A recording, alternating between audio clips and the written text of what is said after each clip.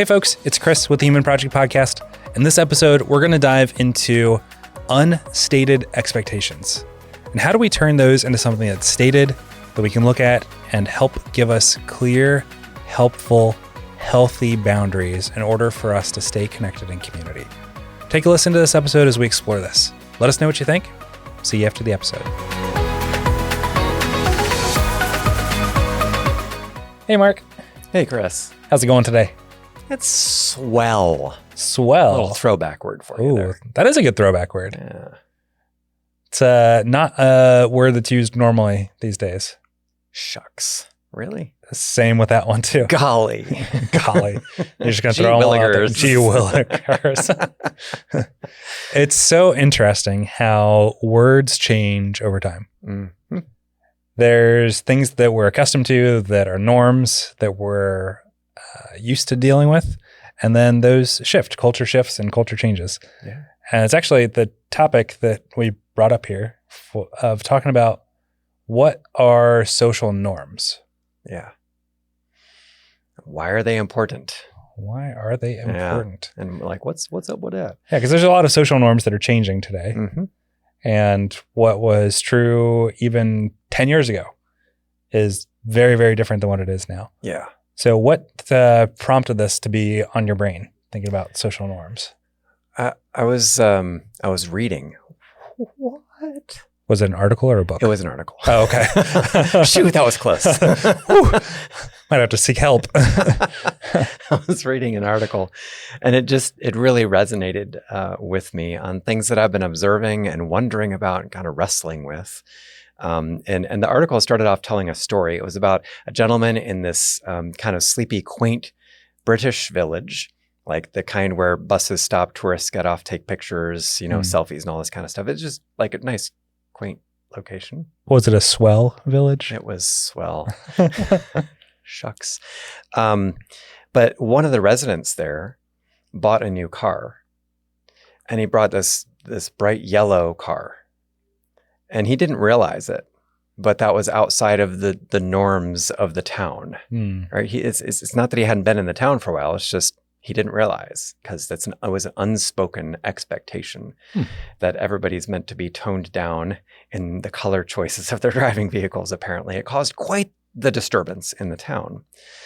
And that's, it's easy to see those things from outside and go like, well, that's ridiculous. But it's everywhere. You and I know from our business, right? And our work with teams, that norms within teams, within organizations are really important. Mm-hmm. The way that teams choose to work and what they say explicitly are true about the way they want to work together is important. What's even more important is how they actually act. Yeah.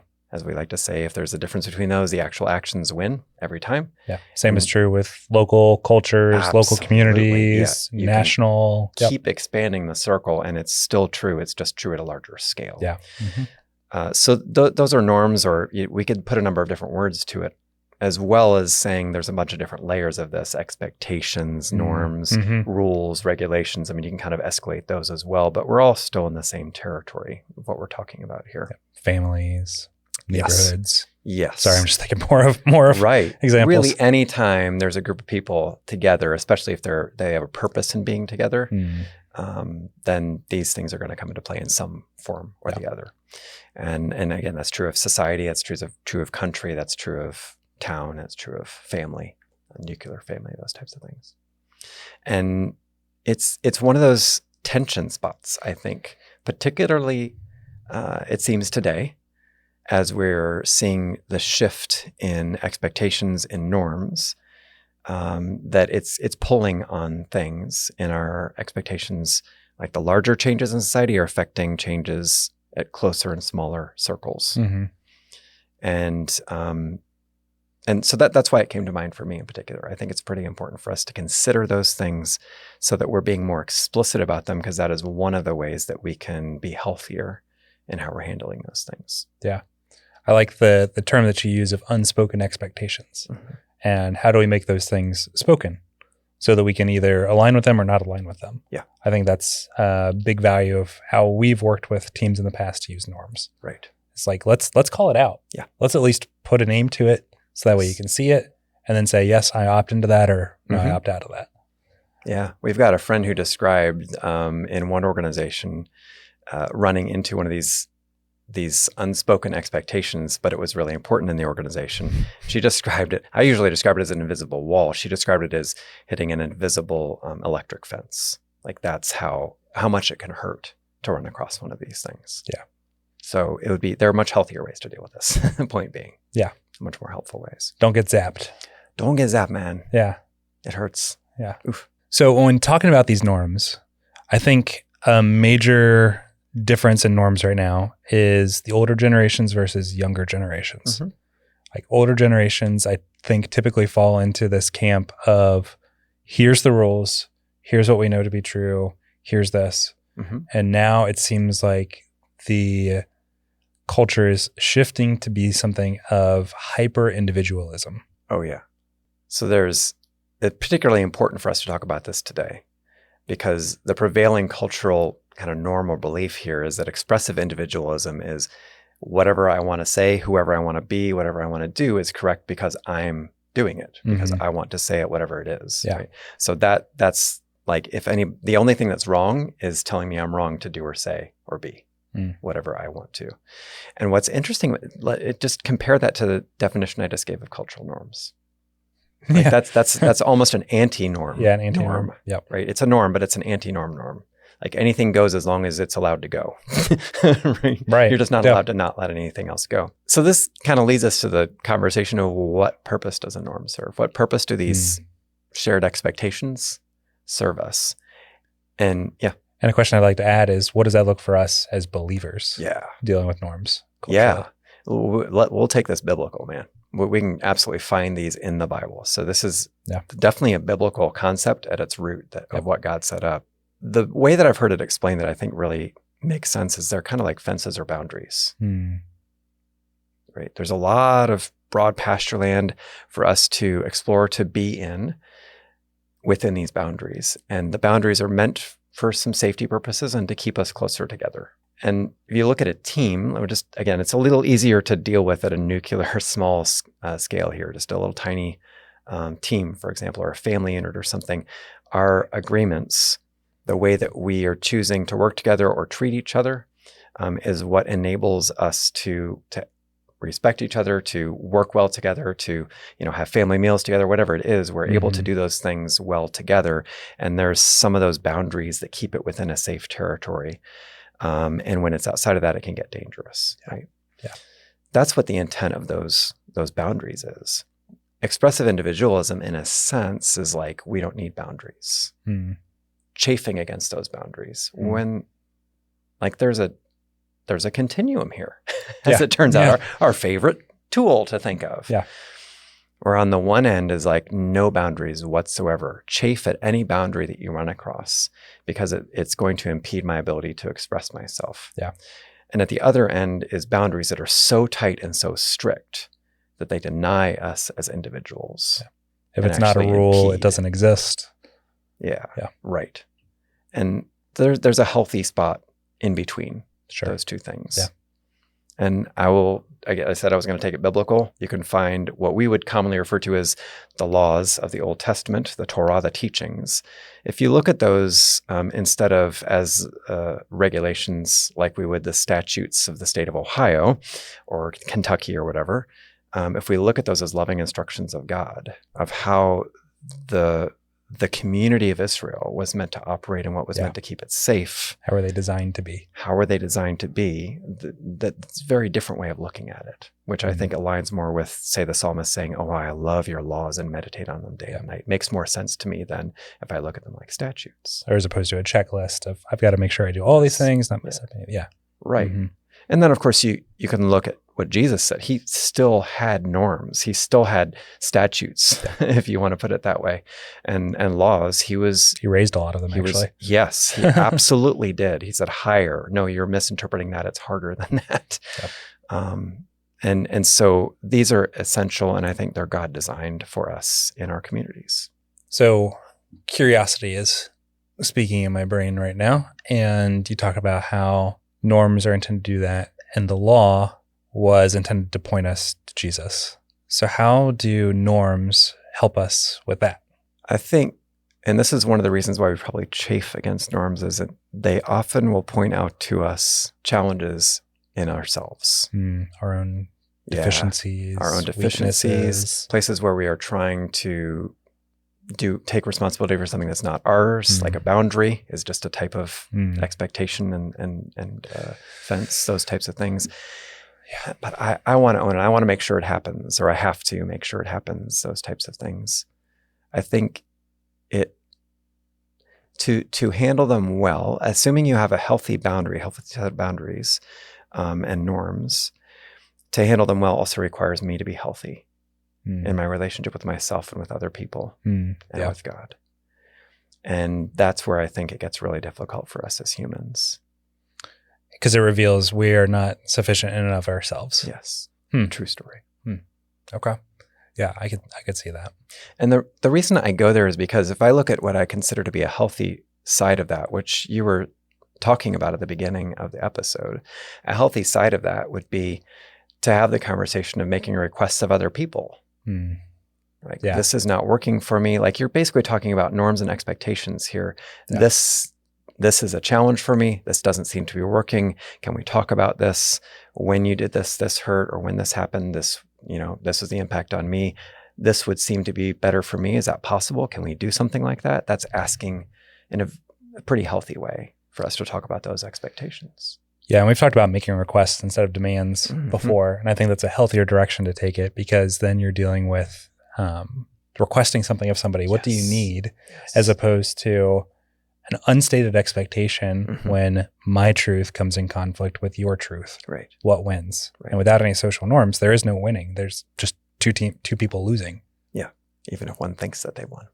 Yeah. Yeah. Right. But it drives disconnection. Yeah. If I use Brene Brown type language here, it's going to drive disconnection, which is actually disintegrating the connection, and therefore the community or society, or whatever scale we're talking about here. It's starting to disintegrate that instead of draw people together. And the eventual state of that is even disintegration of the individual too. That's true. Yeah. Because we were made to be in community. Right. So absent community, we suffer significantly as individuals. That here's another kind of proof for this, is that we long to belong. Even expressive individualists, if I put it that way, are doing that in a longing to belong in a place. Like, that's part of, I think, why this is happening right now, is because the standards, the expectations have been unhealthy in some ways. Yeah. Right? Or overstated or heavy-handed, to the point where people have felt like they are being crushed by them. Yeah. And so this is my philosophical view. This is a bit of an overreaction to that. Say, well, then I get to do whatever I want to so that I can belong. No, that's kind of the end of the sentence that I see. We all long to belong. Yeah. Which requires community, which requires norms of some sort that are healthy. I think it's just us not acknowledging reality. Oliver Berkman, who I've referenced before with 4,000 Weeks, writes about the inherent inconvenience of community. Yeah. I think all of us want community, but we don't want the baggage and the weight and the cost that comes with it. The constraint, if I put it in like these fence or boundary terms. Yeah. Yeah. Because it is, you get two people together, you're not going to agree on absolutely everything. And so in order for us to belong, it requires some form of compromise or some form of losing my individualism. Yeah. And I think we are so opposed to losing any of it that we don't give, that we try and keep all of it. Right. Yeah. That's a really good way to put it.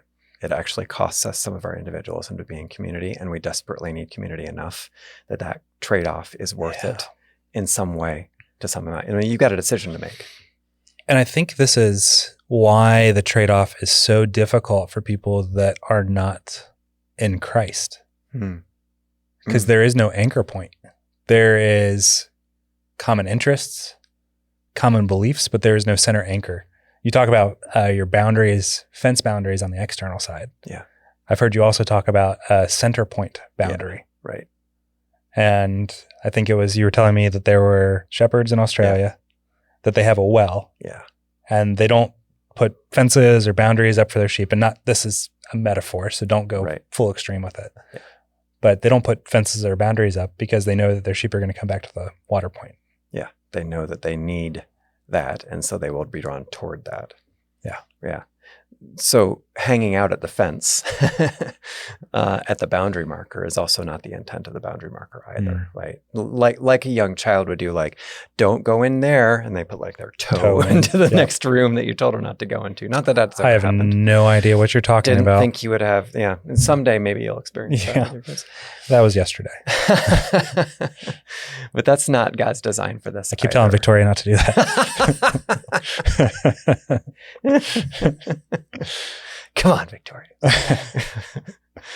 That's not God's design for it either. He wants us to be drawn together toward it, not hanging out at the borderline. Yeah, I think that's a really interesting analogy of taking it back to norms to help us towards a goal, which is belonging, community, the way that we were designed to be. And us chafing against that is actually us fighting ourselves and fighting what's actually beneficial for us, and finding the sweet spot in that continuum, finding that balance and operating in that. And it has to be centered. Those boundaries, those constraints are not inherently good or bad, right? There are some that are not helpful and are not handled in healthy ways. There are some that are helpful and handled in healthy ways. And again, I just would call us back to have the conversation, be explicit about it. Yeah. And recognize that they can exist for good reason. And so handle them for the purposes that boundaries are there for. Yeah. And tying in some of our other episodes, we've talked about how to deal with difficult issues in the past. This is more for somebody else. What we're talking about in this episode is you individually, yourself. Where are you wanting to be? What are you trying to get out of this? Where do you want to find yourself? Is the kind of question I think we're asking here. And where do you want to find yourself in relation to those boundaries? Do you want to be on the outside, or do you want to be closer in community with other people? Yeah. So then the question becomes, how do you make the unstated expectations explicit in your community, in your family, and your team to help drive towards norms for a purpose and for a goal? Yeah. The conversation in and of itself is key. So just cracking open that conversation is important. I think another way of doing it that I would hold in parallel to that is just recognizing when somebody does something that tweaks us, we go, that's not how that should be. Yes, I'm emphasizing that word on purpose because that's oftentimes, not always, but oftentimes when we're talking about that in a group of people, and we go like, well, we all know that's not how that should be. Is that our expectation? Have we talked about that? Can we have a conversation about that and see what's going on there? Because it sounds like that might be an unstated expectation. Right. Yeah. Exactly. Nice. And even if it's been stated explicitly, this might be a time to revisit that. And maybe we're looking at it in different ways. We interpreted it differently. Somebody's forgotten it. I'm not the best at remembering things sometimes. So, let's have the conversation. It's important for us to have boundaries. Clearly, you can take it to an extreme and see, right, that there are some very dangerous things we want to make sure aren't happening. Set those boundaries. For the things that aren't that dangerous, I would say let's be gentle with each other and ourselves in those things so that we can have these conversations. Because if we're harsh about them, the conversation goes away. Yeah. And they become invisible again. Yeah. Love it. Good conversation, my friend. Yeah. Thank you for diving into that. Absolutely. Glad we did. Me too. Let's make this a norm that we talk like this on a regular basis. I think we can do that. Okay. Great. Thanks. All right.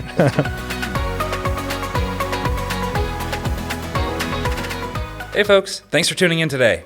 Behind the mics, you've got myself, Chris Conlin, and Mark Wavle, and our lead editor is Derek Donley. We are a crowdfunded nonprofit. Most of what we do is free because of your generous support.